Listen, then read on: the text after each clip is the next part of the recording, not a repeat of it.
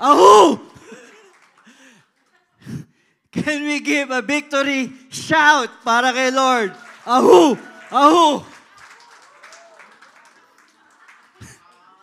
Parang lambot.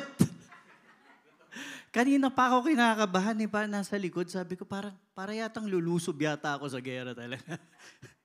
Pero, sabi nga kanina, di ba? Sabi dun sa kanta, no weapon formed against you shall prosper, says the Lord. Amen? Amen. And sabi nga nung kanta rin kanina, di ba? I am a conqueror and co-heir with Christ. Amen? Amen. Niniwala po tayo lahat doon, no? Amen. So, today we will talk about the power within less. Kanina nga pagdating ko, sabi ko parang konti. Sabi ko, na-misinterpret yata nila yung less. The power within less. Kuya, gusto mo less, ha? Sige. So, kanina, ganoon. And then, I see. Thank you po. Dahil talagang alam ko napakainit sa labas, napakahirap. And it is worth it naman. Worth it because, yun yung pagkikita-kita natin dito, actually talaga tayo po ang may kailangan nito. Dahil marami tayong laban sa buhay, tuloy-tuloy yung laban natin, but this is the place that we plug in and lumalakas tayo to face everything. Amen? And yun nga, lahat talaga, inalay na ni Lord. Maging yung pong sinabi ng ating presider kanina, di ba?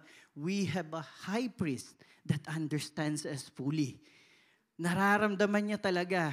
And all our concerns, yung mga pinaglalabanan natin, yung mga yung pinaglalabanan, kung ano man yung mga battles natin sa buhay, one thing for sure this afternoon, He wants to assure and reaffirm to each and every one of us that victory is yours forever and ever in Christ.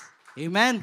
So, today, we continue on our series break, which is Out of the Box. So, kung maalala nyo, last time I told, hindi ba nasira? Bigla akong kinabahan eh.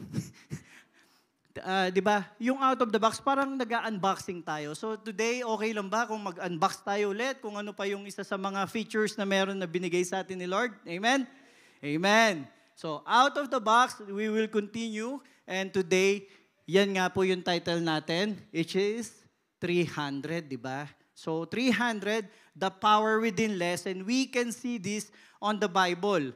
Ang maalala natin dyan sa 300 na yan, yung movie, di ba? Sino yun? Si Leonidas, di ba? Ang kalaban niya si Xerxes. So, yun yung movie, but true story po yun. Hindi nga lang siya. The true story is a victory given by Christ, which is found in the story of Gideon. Amen? Kilala niyo si Gideon? Andun, tumatakbo-takbo dun sa labas. Siya yung nag-ending nung presentation natin last week. Okay? So makikita nyo si Gideon, siya pag-uusapan natin. Andun po pala yung tatay sa likod. The story of Gideon. Okay? So, let us offer this to the Lord. Lord, maraming po salamat, Lord. Hindi pa kami nagsisimula. You already have spoken to us. And your message tells each and every one of us, even to the songs, to the song leader, to the presider, Lord, na nandito ka talaga. And this is a strong message that the victory is already ours. Even the song says, this is a victory for a battle that still has to be won. Yes, has to be won in our perception, Lord. But one thing is for sure, the victory is already ours because you have won it for us. Thank you, Father God. Thank you for your message, and thank you because you will talk to us once again this afternoon. In the name of Jesus Christ, your Son, our Lord. Amen and amen. So, yung pong story natin, makikita natin sa Judges chapters 6 to 8. So, mahaba na naman po. Kasi 6, 6, 7, 8. So 3 chapters. Pwede po ba mag-request ulit si Kuya Chris, kagaya dati? Pag-uwi natin sa bahay, para mas ma-appreciate natin, basahin po natin yung Judges chapter 7, 6 to 8. Tapos ipipm ko kayo, hingingan ko kayo ng lap para masigurado kung binasa ninyo. Hindi po. Joke lang po yun. Pero kasi mas ma-appreciate natin, di ba, if we see the full story. I can give you briefly, but it is always good na we come back para makita natin kung ano yung kabuuan nung story of God para sa atin written in the Bible. Amen? So, yan. Ito po yung teaser natin. Kumbaga, yung teaser na ginamit natin, nakita ko tong photo na to because merong ano dito, parang it signifies. You see the strength, the power, if you could see yung nandun sa right side na kamay, masculine, di ba? Lalaki na kamay, mayroon pa mga pakidlat-kidlat, medyo may konting dumi pa, para bruskong-brusko talaga yung dating, no? And yun nandito sa left side, makikita nyo, parang napaka-soft. Feminine na kamay. Di ba? Asawa mo yan. Kahit gaano ka kalakas, pag yung asawa mo nag-faint, tingin pa lang. Hindi nga dadampi yan. Amen? Hindi, pero kasi ganyan po. Nagkaroon lang ako ng parang significant sa akin yung picture na yan. Kasi most of the time, ang mundo natin, etong mundo na ginagalawan natin, survival of the fittest. Madalas dito, yung kung sino yung malakas, di ba? Siya yung panalo. Siya yung laging nasa ibabaw. But, even, walang muscle, makinis, and even feminine, it doesn't matter. As long as who is behind you, that matters. Amen? So, yan po yung mga laban natin sa buhay.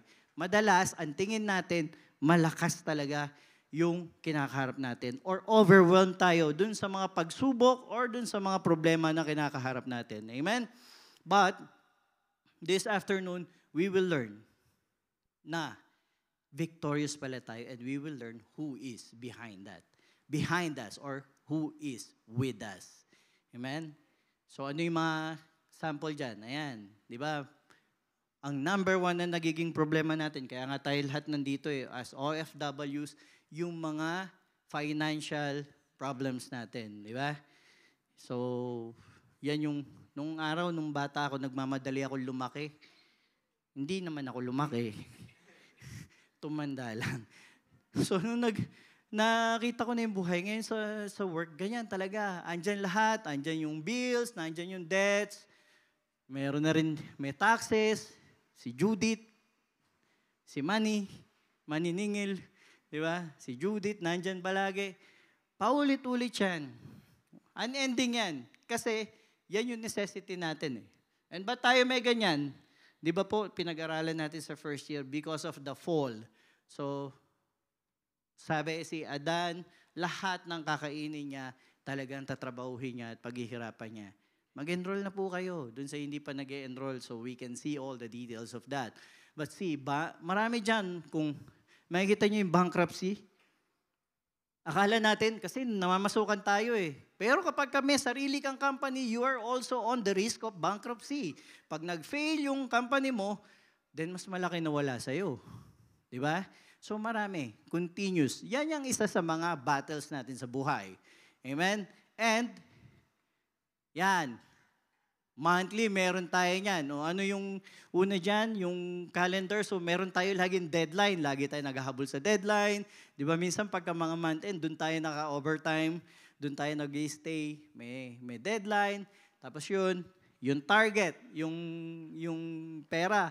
Target yan, dapat ma-reach mo yung quota mo. Dapat lagi kang may quota. Tapos yung projects, overwhelming projects. Ang dami yan. Yung project, unending. Hindi mo pa nga alam paano tatapusin, meron na naman panibago. And then ideas, hinahanapan ka na ideas. And higit sa lahat, ang kalaban natin na matindi is time. Madalas, yung time ang pinaka-marker dyan Lahat yan mahirap because of time strain, di ba? Pagka may time na. So, battles. Battles ng buhay. And another battle which any one of us doesn't want. Yung mga chronic illnesses or karamdaman. Sometimes wala sa atin, but somebody we know, somebody we love, nagkakaroon ng ganyan. And ang pinakamahirap, di ba naalala nyo, sabi nga, health is wealth. Kasi pagka nagkasakit ka, gastos talaga. So yun talaga yung mga problema. But all of these battles, bakit nandito sa atin yan? Kasi nga, again, babalik tayo. This is because we are separated from Eden, which is the original design of God. Kaya po, even though, we will know this afternoon na even though nandito tayo sa mundo, God still remains with us. Kahit meron tayong mga pinagdadaanan, He remains loyal, faithful, and always with us. We just need to see and believe. Amen? So bakit tayo meron mga battles? Ang number one na problema natin is scarcity. Diba? Hindi po Star City. Scarcity. Ano po sabi dyan? Yung source, rarely seen, or less. Yung demands mas mataas kaysa dun sa supplies. So that is scarcity. A resource that has a finite, may limitation, supply, and produces a valuable use. Kaya tayo nahihirapan. Dahil yan yung rule ng mundo. Yan yung economics. But sometimes we over-focus on our scarcity, forgetting the power within less. Amen? So, this afternoon, ang pag-uusapan natin, yung story ni Gideon. I guess, twice na po natin na pag-usapan dito yan, but let us again remind ourselves about the Lord's power kung ano man yung hawak mo. Amen? Hindi natin kailangan yung lahat ng iniisip natin. God will show and see us the way He wants us to be. Let's go on the stories. Let's read first Judges chapter 6, verse 1. Anong sabi dyan?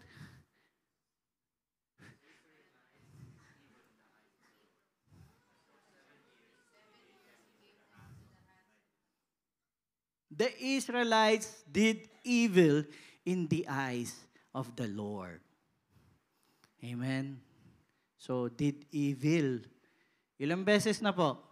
Di ba paulit-ulit yung mga taga-Israel? Did evil in the eyes of the Lord. And for 7 years, He gave them into the hands of the Midianites. Daanan lang muna natin yung istorya. So, ayan, yung mga taga-Israel, tumalikod na naman sa Diyos. Sumamba na naman sa kung ano-anong Diyos-Diyosan. Nakakalimutan na naman nila na hati sa harap nila yung dagat. Nakakalimutan nila yung pillar of clouds and pillar of fire. Nakasama nila. Bago sila naging Israelites. Di ba? Nung palabas sila sa Egypt, nakakalimutan na naman nila yun. Yan tayo no? Malilimutin. Madalas ganyan po tayo. Pagka okay kasi, pagka naging okay, nakakalimot. So ganyan po yung nangyari sa kanila. Nakalimot na naman. And then, 7 years, He gave them into the hands of the Midianites. Mamaya pagbabalikan natin yan. He gave them. Balikan natin yan. So, as we continue, fast forward tayo kasi mahirap naman pong basahin lang. Yun nga, so naghirap sila. Ang dating nito, maraming dayo. Yung mga dayo, overpowered sila, yung mga resources nila kinukuha. Nakikilan sila ngayon na overpower sila. Parang nga nangyayari sa atin ngayon, di ba? Kaya hindi, ang Philippines kaya hindi makapalag sa ibang bansa kasi mahina yung defense natin ngayon. So ganun sila noon. Talagang sila yung nabubuli And nakikikilan sila. Lahat ng mga yung mga products nila, kinukuha sa kanila yun, inaagaw nung malalakas. Take note, yun nga yung rule ng mundo, di ba? Parang survival of the fittest. So ganun sila for 7 years until they cried to the Lord. So, when they cried to the Lord, andun si Lord. Di ba? Ganun talaga ang nature ng tao.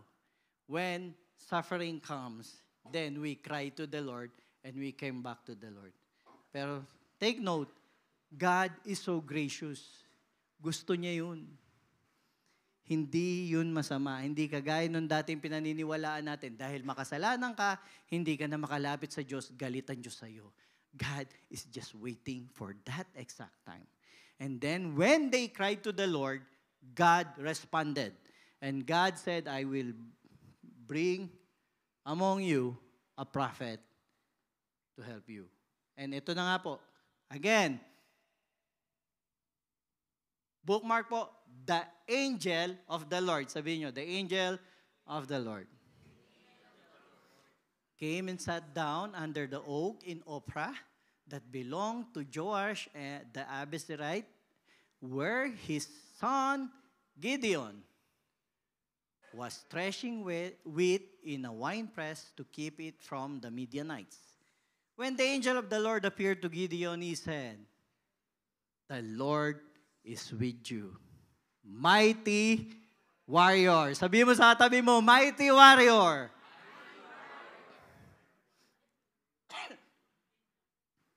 Amen. Diba, naniniwala ka? Tingnan mo nga, mukha bang warrior? Mukha warrior ba? Amen. Mamaya, kailangan ko yung mga malalaki katawan dito, ha? Mighty warrior. Then Gideon responded. Ito yung respond niya. Forward tayo ulit. Sabi niya, pardon me, Lord. Gideon replied, but how can I save Israel? My clan is the weakest in Manasseh, and I am the least of my family. Tignan mo yung katabi mo, mukha bang weakest link? So Gideon came from a weak clan, and on the same time, siya pa yung weakest. E di parang, let's say nga, ang aasahan mo ba sa gera yung lelempot-lempot, lalampa-lampa. Siya mismo sa sarili niya, sabi niya, ako? Parang siguro na sinabi sa kanya, mighty warrior. Di ba? Iba yata yung kausap. Mighty warrior. Sabi mo ulit sa katabi mo, mighty warrior. Kung ano man yung pinagdadaanan mo, kung ano yung kinakaharap mo ngayon, you are a mighty warrior of God. Amen? 16. Ito maganda yung sinagot sa kanya. The Lord answered, I will be with you, and you will strike down all the Midianites, living, none alive. Wow. Para palang ano, no? Isipin mo, kung ikaw yung kausap ni Lord, talaga ikaw rin mismo eh. Ako. Pagtingin mo pa lang doon sa ano, you will strike down. Ang dami niyan eh. But just see the pattern. How God chooses people. God chooses whom He wants. And God equips who He chooses. He doesn't choose who is equipped. He will choose and He will equip that. Alam mo kung ba't ka nandito? Because God is equipping you and preparing you for a victory. Not a battle, a victory.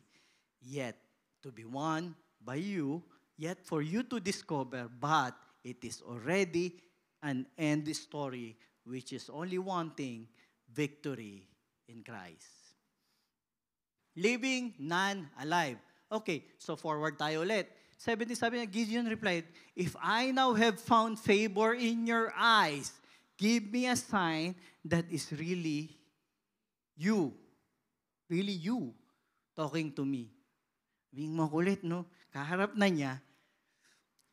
Sabi niya pa, if it's really you. Siyempre nga naman, pwedeng nag-hallucinate lang siya or nananaginip.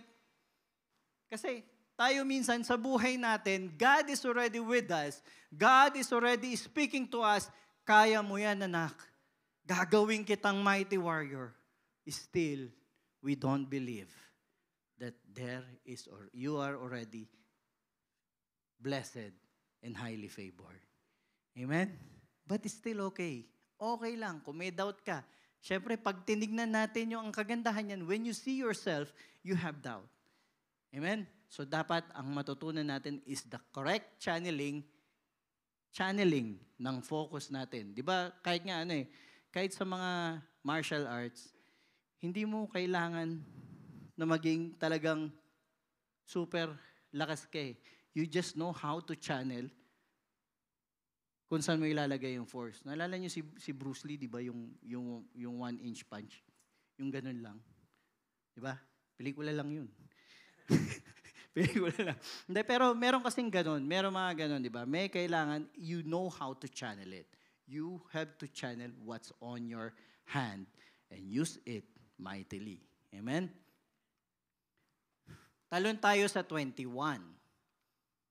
The angel of the Lord, kasi ito nga nanghingi siya ngayon ng sign. Di ba? So, yung sign, sabi niya doon sa angel, hintayin mo ako rito. Kukuha ako ng offering, tapos babalik ako sa'yo. Pagbalik niya, ito nga, the angel of the Lord, again, the angel of the Lord touched the meat and the unleavened bread with the tip of the staff that was in his hand. Fire flared from the rock, consuming the meat and the bread, and the angel of the Lord disappeared. Naalala niyo tong senaryo na to? Nakalimutan niyo na. Ako din po yung nagkwento. The same exact scenario came nung panahon ni Samson. Yung magulang ni Samson, nang hingi sila ng sign, exactly the same. The same behavior pati ng angel. Pagkatapos niya i-touch, nag-fire, and then nawala yung angel of the Lord. So, ibig sabihin isa yung angel. The angel who brought Samson and the angel that is now talking to Gideon is the same. The angel of the Lord. Alam niyo ba kung bakit takot si Gideon? Bakit siya nanghihingi ng sign? Namaya. When Gideon realized that it was the angel of the Lord, he cried out, "O sovereign Lord, I am doomed. I have seen the angel of the Lord face to face." It is all right, the Lord replied. Who replied? Do not be afraid, you will not die. Noong araw, dalawang angel. Pag may isang angel na pinadala, there is an angel of destruction.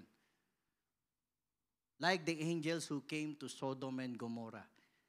And minsan, pag ang mga angel dumarating, yung the messengers of God, meron nangyayaring hindi maganda. Kaya yung mga tao noon, pagka nakakita ng man of God, messenger from God, ninenervyos.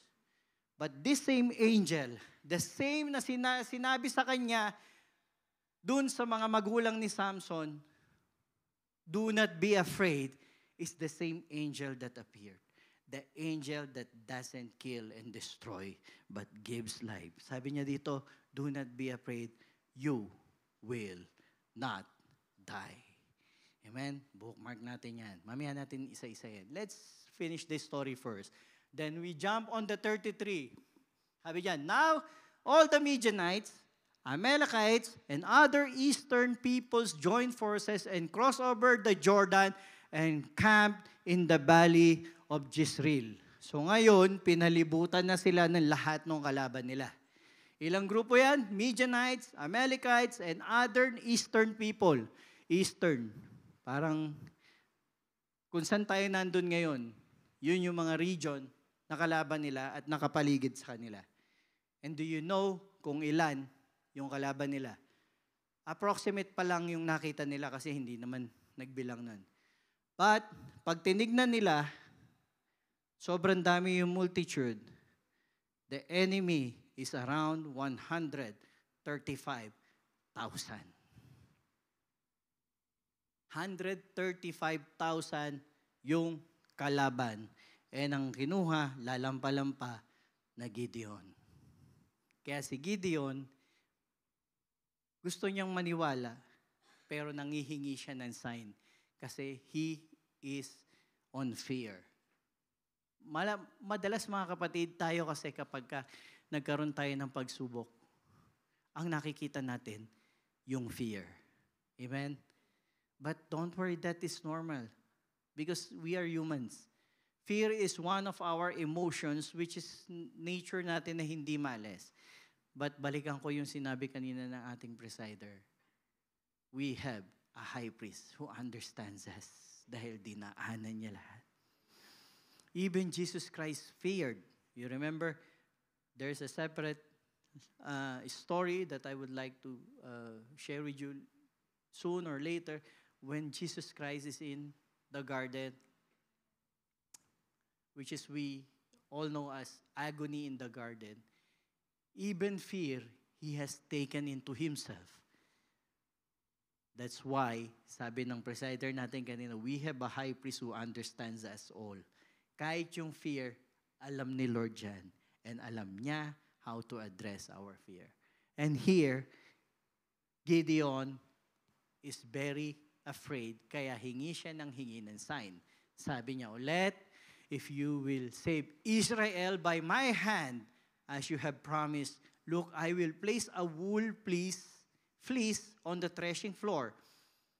If there is a dew on the fleece and all the ground is dry, then I will know that you will save Israel by my hand, as you said. So, nanghingi na siya ng sign kanina, pinakita nung anghel na ako talaga to, kinuha yung offering niya, nag-fire and then nawala, nag-disappear. Second na sign na inihingi niya, talagang challenging.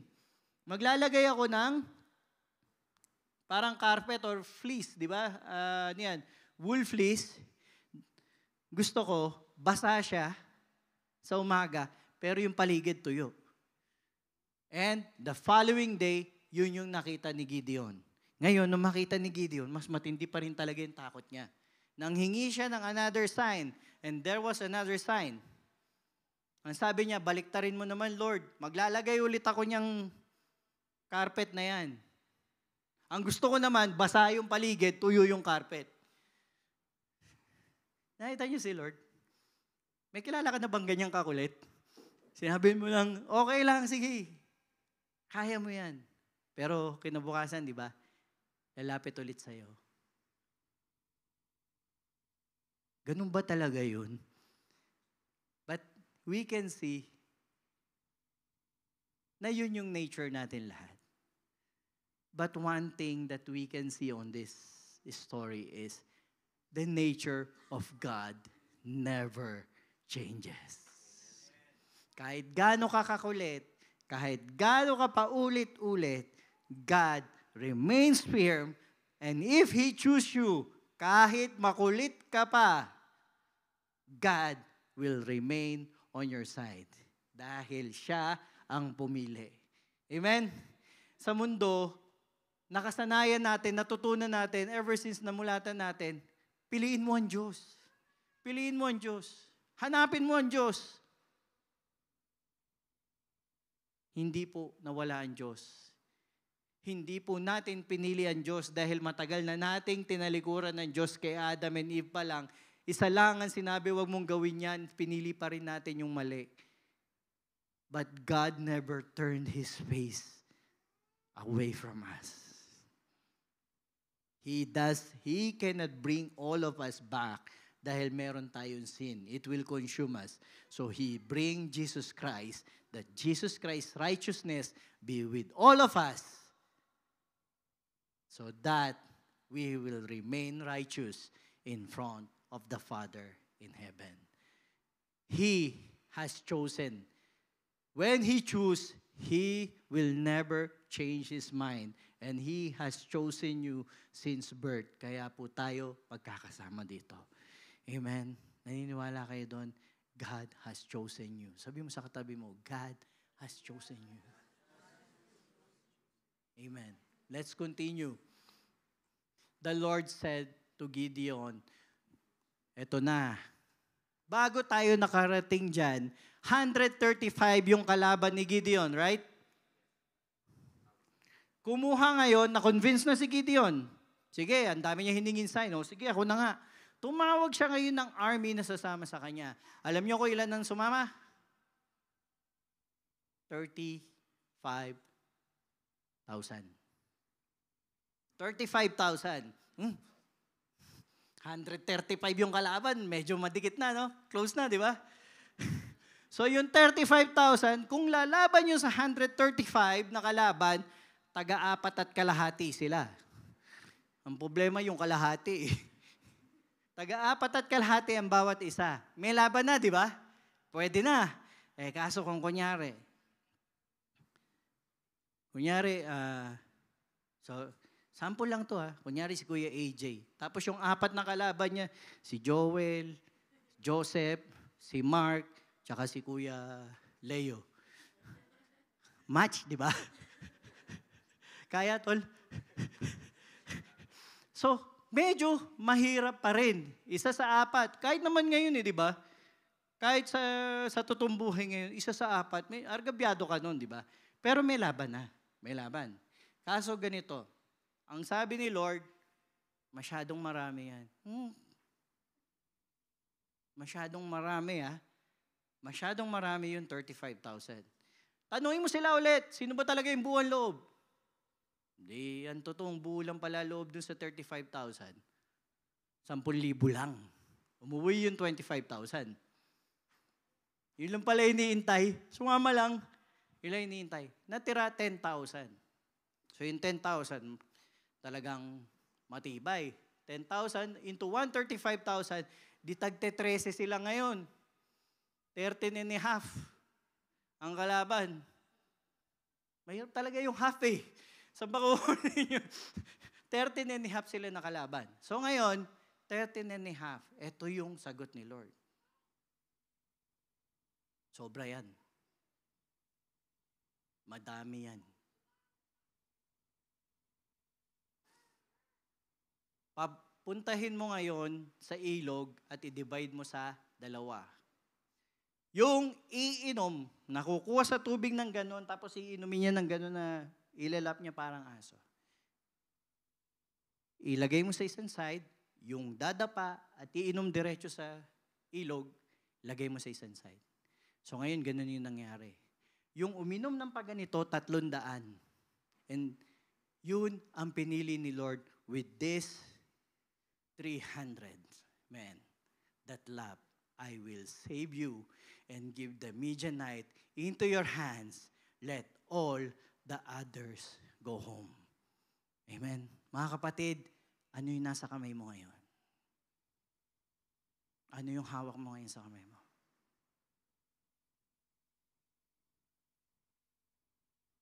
That is enough, sabi ni Lord, that your future will be secured and victorious. He have shown it. He have done it. And sabi nga, God did. Sabihin natin ulit, God did. With 300. 300, ang nangyari ngayon, yung 300 nga yan, hindi nga nahirapan Kasi yung 300, dati kinumpute sa atin ni Pastor Chis yan Yung 300 against 135, tagpo 450 ang bawat isa. 450. Ito nga sabi ni Pastor, kahit hindi lumalaban yung 450, isa-isang nakapila, sasaksakin mo na sasaksakin. Bago ka matapos, patay ka na rin. Hindi mo na kaya. Ang hirap nun. Hindi pa lumalaban yun sinasaksak mo lang. Hindi lumalaban yung 450. Hiningal ka na, hindi mo na kinag-collapse ka na. Yung lumalaban pa, Imposible, di ba?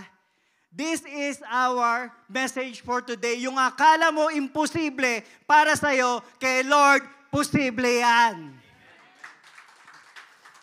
That is His message for us this afternoon. 300. And 300, you see, the Lord, if He equips you, He gives you wisdom. Ang ginawa ni Lord, binigyan niya ng wisdom si Gideon this time. Kuha kayo ng jar.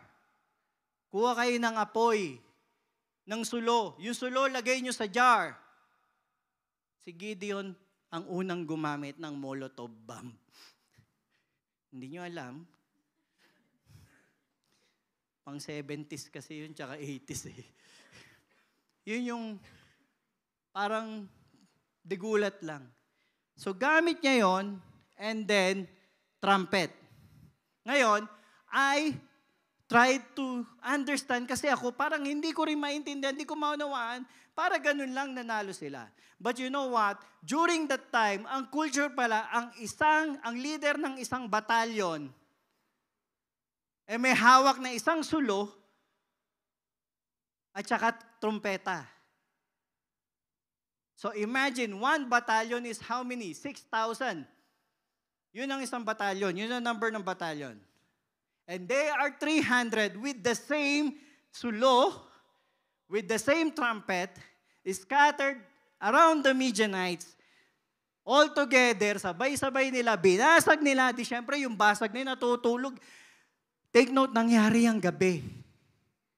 Mga kapatid, gabi. Kaya kung sa palagay mo, sa buhay mo, madilim na madilim yung buhay mo ngayon. Yung parang akala mo, kadiliman lahat. Hindi nangyayari lahat ng gusto mo. That is the time victory is coming your way. Biglaan natutulog. Tapos may narinig sila mga nabasag. Pagkabasag, pagdilat mo, nalimpungatan sila, lahat may sulo, lahat nagbublo ng trumpet. Pag tingin nila sa paligid, hindi pa nila nabilang yun. Ang tingin nila, kung sabihin na natin nasa 300 nga, 300 battalions yung kalaban ninyo. 300 times 6,000. Do the math, hindi ko na po alam sagutin eh. So lamang sila ngayon. The wisdom of God will always be with you when He chose you. He will give you the wisdom. He will give you the direction. He will give you how to win your battle. Nanalo si Gideon sa gulat. Sa gulat. Ang nangyari, sobrang nagulat yung 135 na Midianites. Sila nagkagulo kasi nagulat sila, nataranta. And alam mo, pagka nasa ilalim ka ng valley at maliwanag yung ibabaw, madilim lahat na nasa baba. Hindi na nila alam kung may kalaban na sila doon o hindi. Nung magkabangga-banggaan sila ang nagpatayan. And alam nyo kung ilan na namatay doon? 100,000, 35,000 remains. And that 35,000 ay nahabol nila hanggang sa napatay nila paunti-unti. And that how Gideon wins by the power and might of God. And do you know what? Diba sabi ni Lord, I am the light of the world, and sulo yung hawak nila, symbolizing that the Lord Jesus Christ is with them. The light of Christ, Jesus is enough to win every battle that we encounter in life. Amen? So let's continue. Sabi dyan, sa 7 na tayo, while each man hold his position around the camp, all the Midianites ran crying out as they fled. Sila ngayon yung umiiyak. Sila yung nambubuli, di ba? When the 300 trumpets sounded, the Lord caused men throughout the camp to turn on each other with their swords. The army fled to Beth-shittah towards Serera as far as the border of Abel-Meholah near Tabat. So sila yung nagkagulo-gulo. And then, punta tayo sa dulo. Of course, Gideon won. And Gideon did. Remember, sabi dyan, the Israelites said to Gideon, rule over us. You, your son, and your grandson, because you have saved us from the hand of Midian. But Gideon told them, I will not rule over you, nor will my son rule over you. The Lord will rule over you. Mga kapatid, niligtas ang Israel. Pero alam niyo kung anong meron ng Israel noon? Pati yung tatay ni Gideon may altar ni Baal. Ang unang pinagawa nung angel of the Lord kay Gideon, gibain mo yung altar ng tatay mo. At yung mga nilagay nilang poste dyan, yun yung ipanggatong mo para i-offer yung baka ng tatay mo. Yun yung una niyang ginawa. Israel that time is not worshiping the Lord. Israel. Sabi nga doon nung binabasa ko, they prostituted themselves worshiping false gods. Kumbaga, tumalikod sila sa Diyos. Nagtaksil sila sa Diyos. And God did this great miracle para sa kanila. Kapatid, andito ka ngayon. Kilala mo ang Diyos. Ano pa yung kaya niyang ibigay? Dahil kitang-kita mo kung sino yung pinagmumulan. God doesn't need the worship of the people because He remains God. That time, He remains God. And He remains God over Israel. They worship Him or not.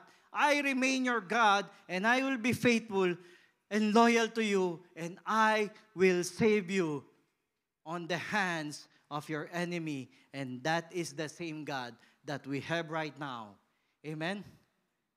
That is the same God. So, yung mga nakita natin kanina sa video, now isa-isahin natin. Why did I put this? Do not think that I have come to abolish the law or the prophets. I have not come to abolish them, but to fulfill them. Now, we are on the covenant of our Lord Jesus Christ. We are under grace. And Jesus told this. Jesus Himself told this. Dahil sabi niya, lahat ng mga nangyari sa Old Testament, I fulfilled and I am continuously fulfilling sa buhay nyo. Amen? Kung yung sabihin, imposible yung mga nangyari sa Old Testament, yes, impossible. But with Jesus Christ, it will be possible sa buhay mo. Before, kailangan nilang mahati yung dagat para makadaan. Now, Jesus Christ is with you. Wala nang dagat na makakaharang sa iyo dahil He is with you, the Creator nung dagat na yon. Amen? Pero huwag kang tumawid sa dagat, ha? Baka mamaya, dumiretso ka rin sa Jumeirah eh. Hindi. Pagka nahati yun, tawagin mo kami. Amen? So, Jesus Christ remains.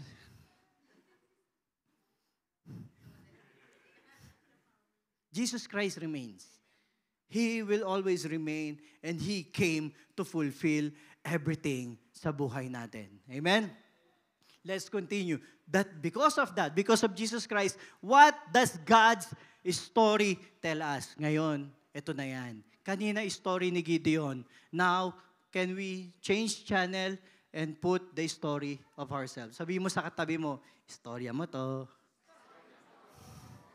Istorya mo to.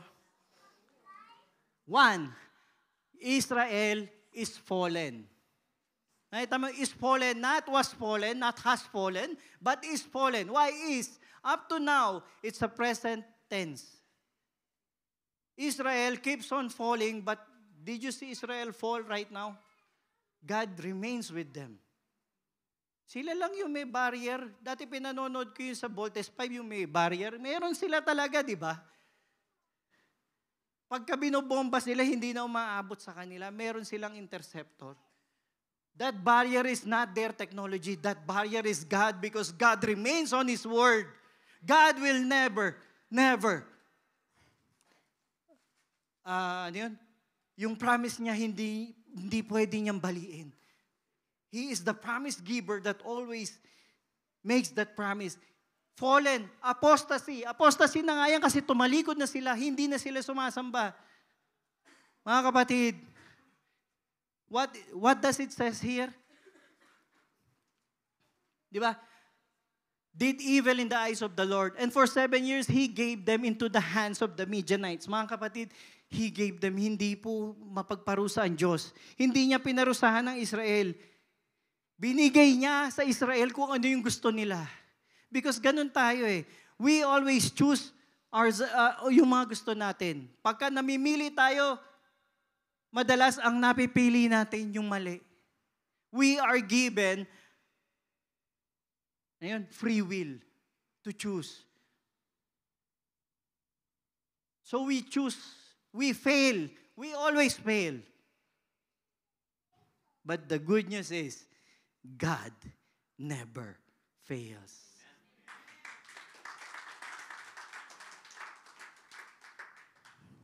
Binigay niya sa hands ng Midianite not to punish them, but because yun ang gusto ng Israel.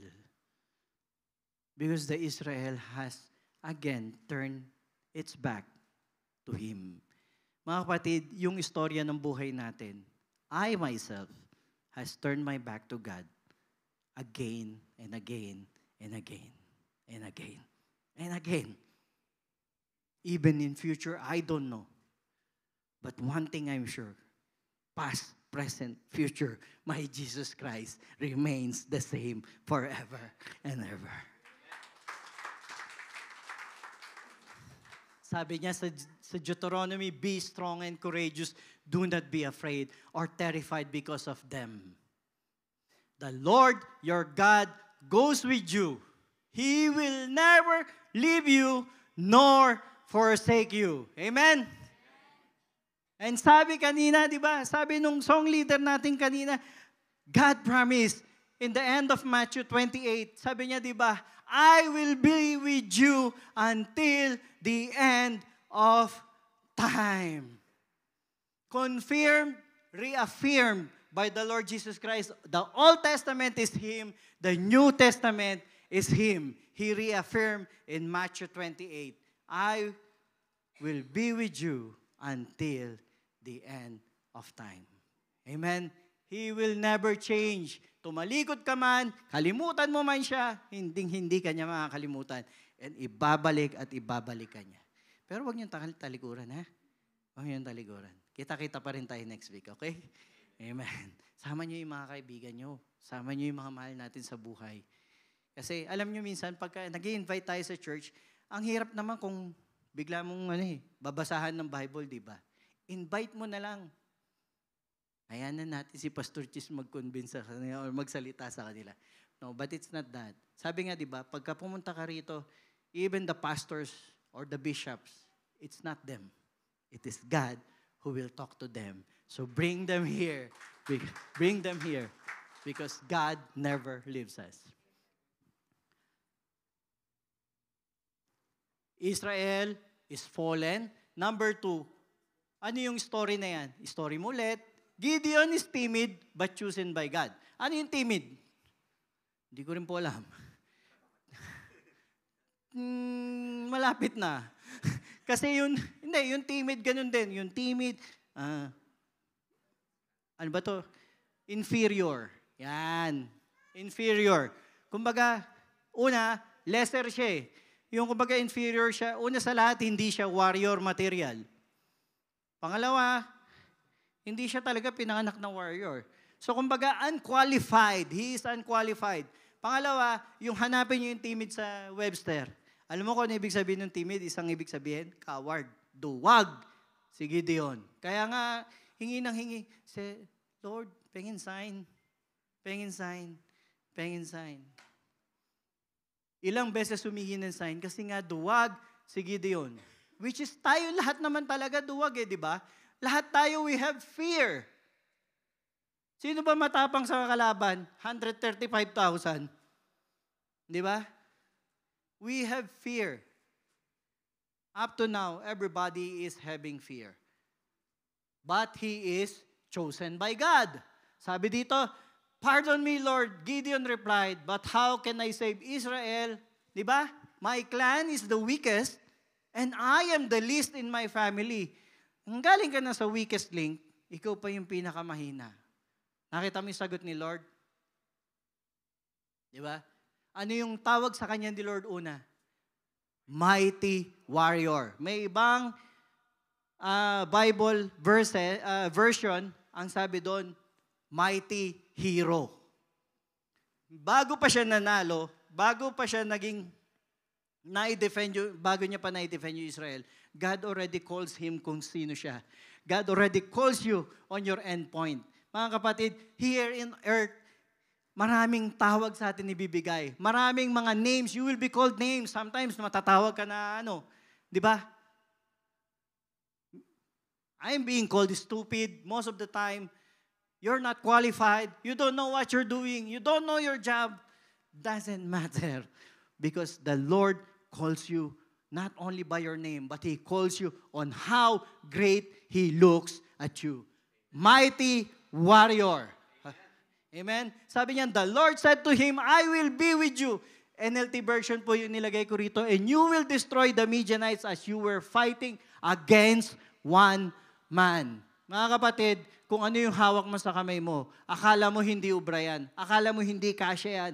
When God uses that, that is more than enough. Bigger than your scarcity. Bigger than your needs. Bigger than what you are facing right now. Because God is bigger than everything.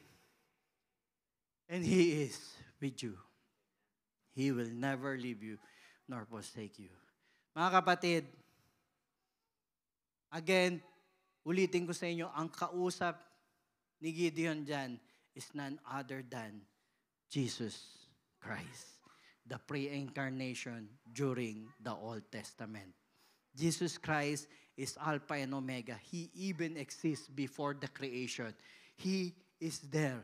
When God comes to earth, every time, He is Emmanuel, God with us. Kaya siya po palagi yung nandiyan. And when Jesus is there, you are victorious. Be strong and take heart. All you hope. With whom? In the Lord. There's only one victory. There's only one strength. That is the Lord Jesus Christ. Amen?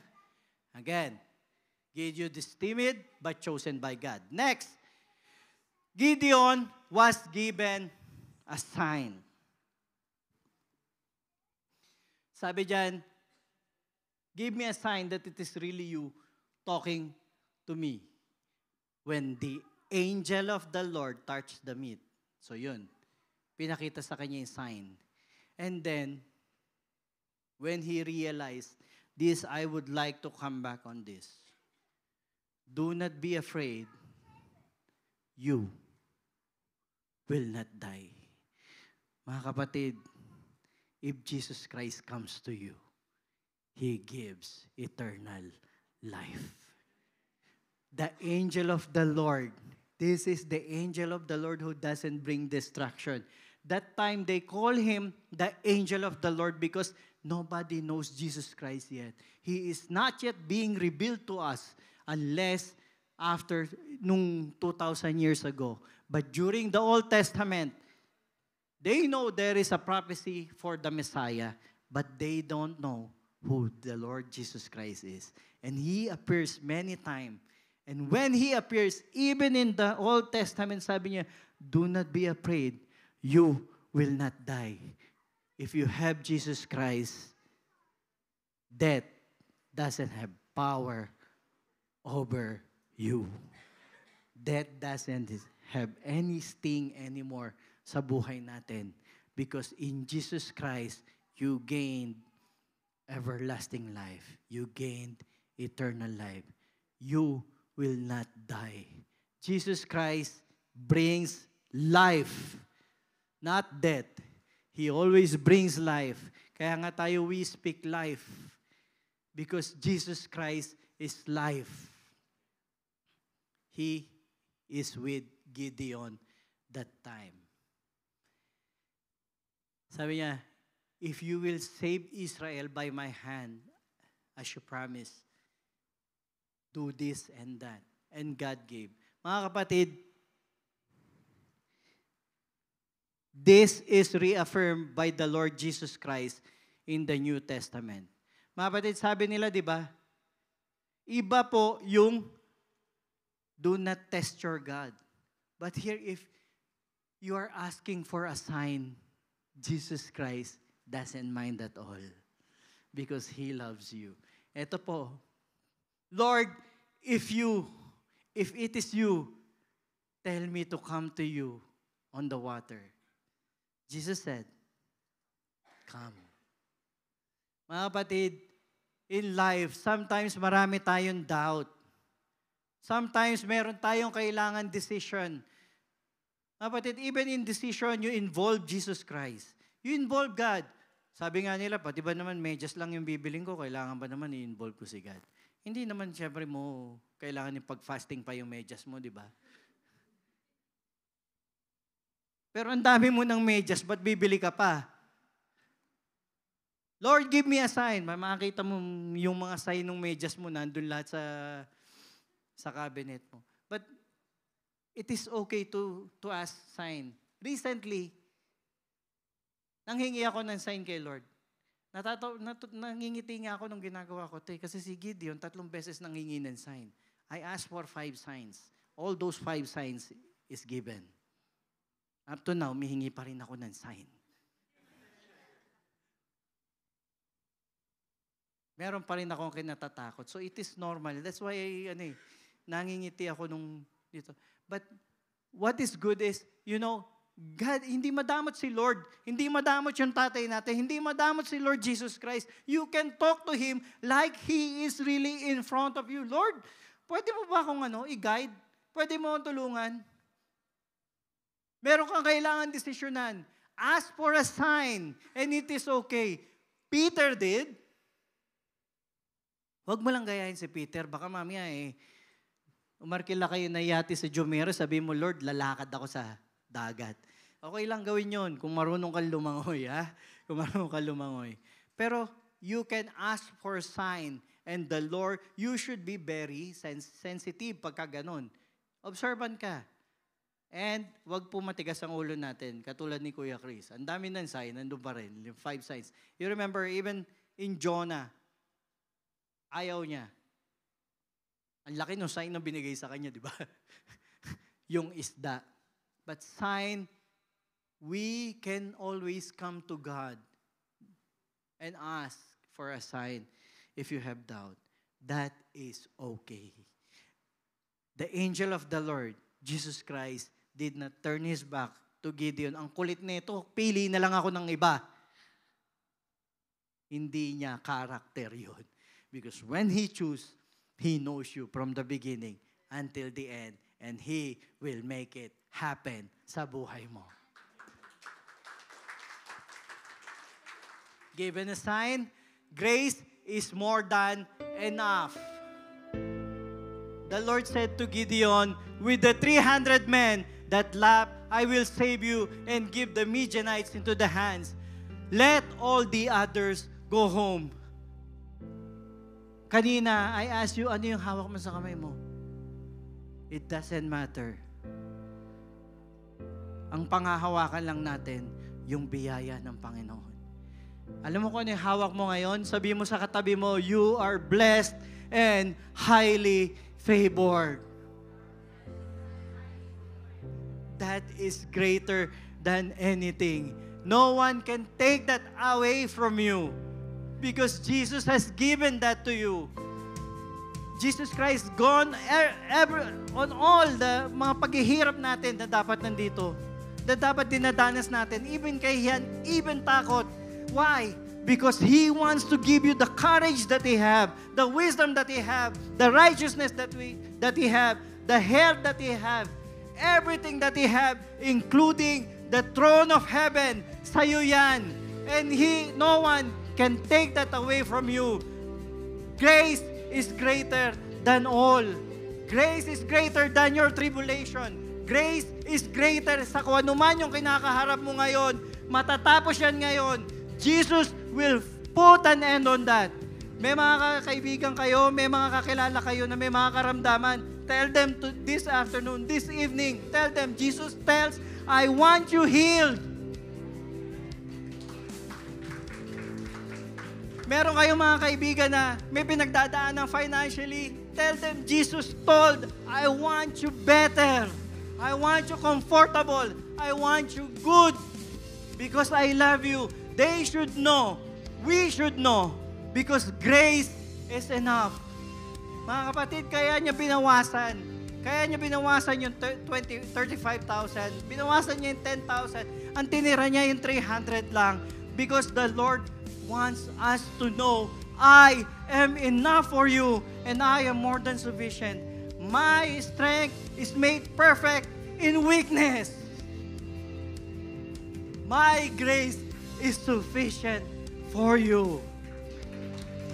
That will never change. I can do all things through Christ who strengthened me. It's not the I. It's not can do. It is through Christ who strengthened me. The context of this verse, when Paul says it, because kaya niya maging mahirap, kaya niya maging masagana.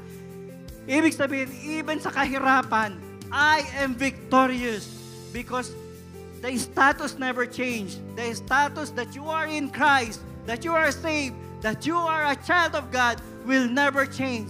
Your status in your life will change, but God will never change in your life, and His love will always remain in you forever and ever. I can do all things in Christ. Gideon is blessed and highly favored. Diba sabi niya, the angel of the Lord. Why? It was highly favored. Sat down under the oak in Ophrah. Makikita niyo si Lord, consistent. Alam niyo kung anong pinakikita rito kay Gideon? The same manner how the angels come to Abraham to give him the covenant is the same manner the angel of the Lord come to Gideon to show him, I am consistent. I am your God. Forever and ever. Yesterday, today, and forever. I am the same God that you have. The covenant that I have given you will be the same. Because I am the covenant giver. I am your God. You are my people. And now, because of Jesus Christ, you are my child. A better covenant in Christ.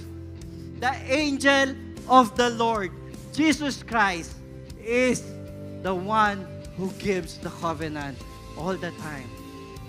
The same how He did to Abraham to become Abraham is the same manner He went to Gideon, the angel of the Lord. Peace I leave with you, the Lord Jesus Christ said, my peace I give you. I do not give to you the world gives. Do not let your hearts be troubled and do not be afraid because you are in my covenant, the best covenant, the better covenant that is available from the Father. Last, Gideon enjoyed generational grace.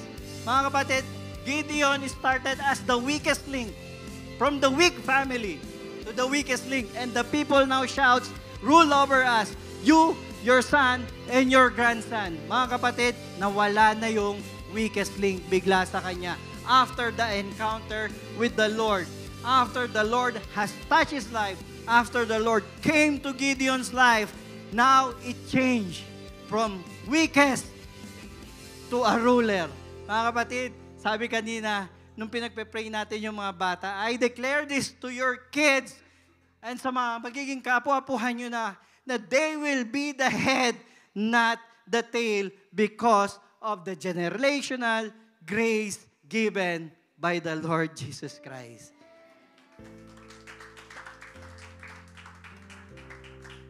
Maaaring akala mo hindi ka na naging successful, hindi pa tapos si Lord. Yung anak mo ang gagawin niyang head, not the tail. Yung mga kamag-anak mo, head, not the tail. Ikaw, hindi pa tapos yung buhay mo. You will become head and not the tail because the Lord says so. In Jesus' name.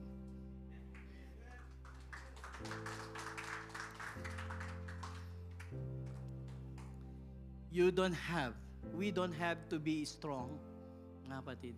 We don't have to be rich. We don't have to be so abundant. We just need the grace of God, and the victory is ours forever and ever. I have told you these things so that in me you may have peace. The Lord Jesus Christ says, in this world you will have trouble, but take heart. I have overcome the world. You are in Christ, the overcomer of the world. So you are an overcomer. Amen? So let's end on this. Is God's story, Israel is fallen. Gideon is timid. Gideon was given a sign. God is more than enough. Gideon is blessed and highly favored. Gideon enjoyed generational grace. And for you, let's close to this. We will fail, but our God will never fail. We might be inferior, but God has chosen us. You may always ask God for a sign. Come to Him. Tatay mo yan. Anak ka yan. Anybody can ask their parents what they need. Dahil yung relationship, solid, established. Amen? God gave you Christ, His infinite grace. You are already in Christ. You are blessed and highly favored. Sabihin mo sa katabi mo ulit, you are blessed and highly favored. You are charito in Christ. And mga kapatid, all you have to do right now is enjoy, because there is no more curse, but only grace upon grace already given for you, your loved ones, your family, hanggang sa kaapu-apuhan mo. Grace be upon all of you.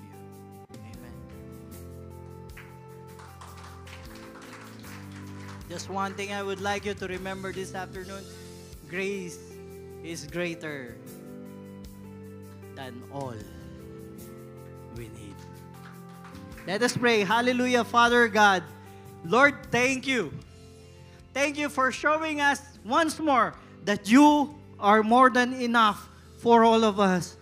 Thank you, Father God, because you love us. Thank you, Lord, because how many times we fail, you never fail us.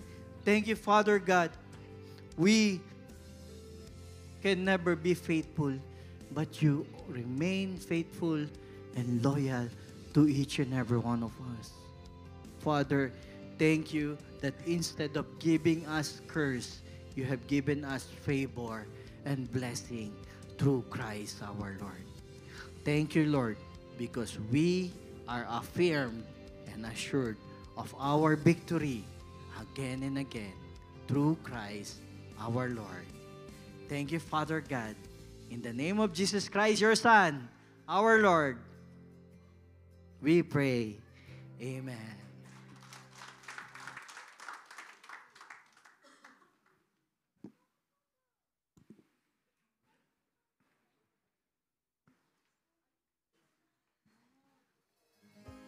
Amen. Good afternoon.